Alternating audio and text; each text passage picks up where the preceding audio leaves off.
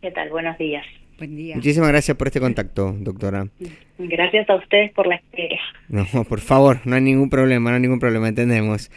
Doctora, a ver, para que entendamos un poco qué es lo que ocurrió en esta causa, que en realidad debe haber cuántos casos de phishing en la República Argentina al año, deben ser un montón los denunciados, no sé si todos llegan a esta instancia, pero básicamente, ¿qué es lo que dijo la Cámara Nacional de Apelaciones en este caso? Justamente en el recurso, porque el cliente del banco apeló y presentó un recurso ante la Cámara, esta dijo que no se puede obligar al consumidor a afrontar las consecuencias de un acto delictivo, Uh-huh. porque justamente fue víctima de fraude. Entonces, quien tiene que asegurar y proteger al consumidor o al cliente es el banco. Y si el banco no los protege porque se vulnera el sistema y no garantiza la seguridad de las operaciones, entonces genera un riesgo y una consecuencia que no puede soportar el cliente, que es la parte más débil de la relación de contrato. Claro. Entonces, han dictaminado una cautelar como un mecanismo de prevención y de protección a la parte más débil. Este marco legal es bastante usado, por ejemplo, en el derecho del consumidor, porque establece que es una obligación de las entidades financieras garantizar esa seguridad. Uh-huh. Y también, a los fines prácticos, la confidencialidad de la información de los clientes, pero en este caso el cliente había entregado información porque era víctima de phishing en ese momento. Considerar mucha gente que considera, especialmente los mayores de edad, los muy adultos, los Claro. ancianos, o aquellas personas que no están involucradas o interiorizadas de estos nuevos delitos, porque el phishing es un delito cibernético. Sí, claro. Entonces, los atacantes a través de esto se hacen pasar por entidades, como en este caso, o a través de personas confiables en comunicaciones electrónicas con el fin de engañar a las víctimas. Entonces, cuando un consumidor se convierte en víctima de fraude, como sucedió en este caso, y saca un préstamo en nombre sin autorización, el banco tiene la responsabilidad de iniciar una investigación y de resolver la situación sin cargar al cliente con una deuda creada fraudulentamente, cuestión que el banco no hizo. Claro. Sencillamente le imputó la deuda al cliente, Claro. siendo que éste había denunciado esta maniobra. Claro. Entonces, sí. sí. No, digo, o sea que, por ejemplo, una persona, porque esto lamentablemente ha ocurrido y sigue ocurriendo, ¿no? Una persona es engañada, le contratan un préstamo o acceden a un préstamo a partir de su home banking, ¿no? Con, obviamente, dinero que nunca vio esta persona, sino que la vio un tercero que lo estafó. Con la denuncia en sede judicial o policial y la denuncia en el banco, debería bastar para que el banco inicie la investigación y no empiece a cobrar esa deuda. Bueno, ha dejado asentado un precedente en relación a estas circunstancias. A ver, porque en situaciones de donde se detecta este tipo de fraude, para que se detecte, el banco debe iniciar una investigación. Uh-huh, claro. Y la investigación debe estar sustentada, porque phishing es un delito cibernético, debe estar sustentada en sede penal. Entonces, en este caso, la Cámara lo que ha hecho es dictar una medida para proteger al cliente. Esto se hubiera evitado si el mismo banco hubiera iniciado una investigación interna en donde pudiera determinar o alegar que realmente su sistema no fue vulnerado. Uh-huh. Y que la seguridad de las transacciones estaba garantizada al cliente. Bueno, esto no sucedió. No hubo ningún mecanismo donde el banco pudiera determinar que realmente su sistema era seguro para el cliente y que el cliente tenía que hacerse cargo de ese crédito. Claro, claro.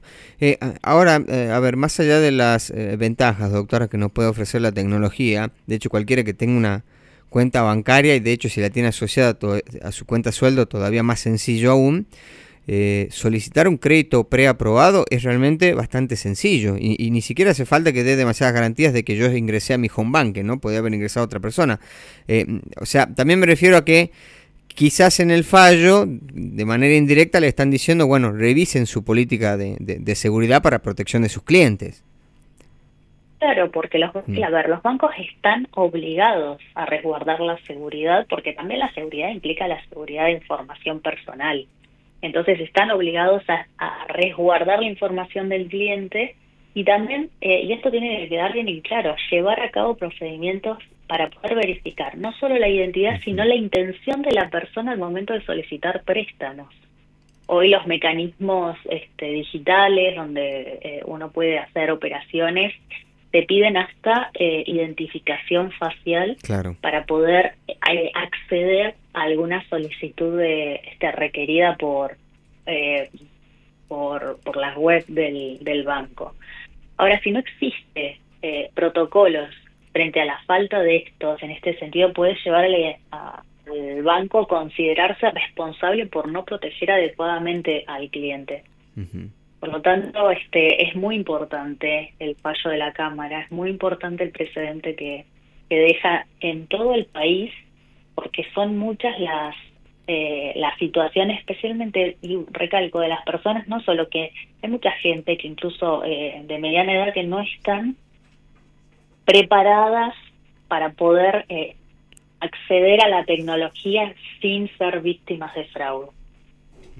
Entonces, un cliente de víctima puede presentar hoy con esto no solamente una denuncia a distintos organismos, el Banco Central, la Dirección Nacional de Defensa del Consumidor, el Ministerio Público Fiscal, donde tienen el poder de investigar y sancionar no solamente a las entidades financieras, sino también perseguir al delincuente que cometió el delito de phishing. Claro, claro. Bueno, en definitiva lo que está haciendo el fallo también es, de alguna manera, decirle, bueno, hay que trabajar en reforzar el combate justamente a este delito que está creciendo lamentablemente, porque si el banco no tuviera consecuencias de los préstamos fraudulentos que otorga a sus clientes y todo lo pagaran justamente los clientes, y no se va a trabajar nunca en mejorar la política de seguridad, ¿no?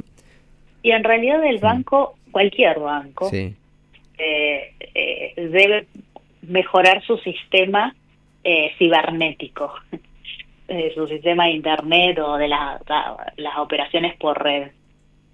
Si no tiene la capacidad de poder garantizar la seguridad en las operaciones, que vuelva a la vieja usanza, de que el cliente va físicamente al banco para realizar cualquier operación. Claro, claro. Ahora se está evitando el contacto con el cliente, el contacto personal.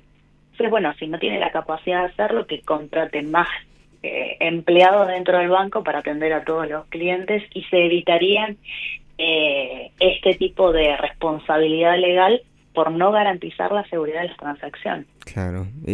A ver, ni siquiera hemos empezado a hablar de las posibilidades que brindan, porque usted mencionaba esto de el escaneo facial o de alguna huella biométrica, quizás escaneo de la retina, de las posibilidades que brinda. Por ejemplo, hoy la inteligencia artificial o todo lo que ha sido los datos que se le han brindado a determinadas empresas, que hoy podrían tener una forma de burlar quizás esos sistemas de seguridad, ¿no? Y ahí estamos hablando de algo todavía más grave aún, porque es trabajar en algo que está en auge y que vemos que día a día cada vez paga saltos que quizás nosotros no terminamos de entender, ¿no? Cómo llegan a eso.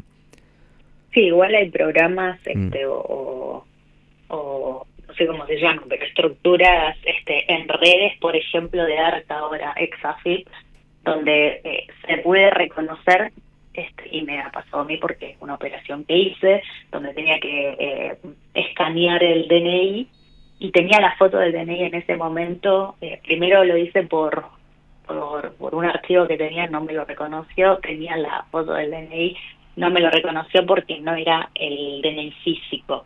Entonces hay mecanismos, hay un avance en la tecnología donde se pueda determinar una especie de fraude frente a las operaciones.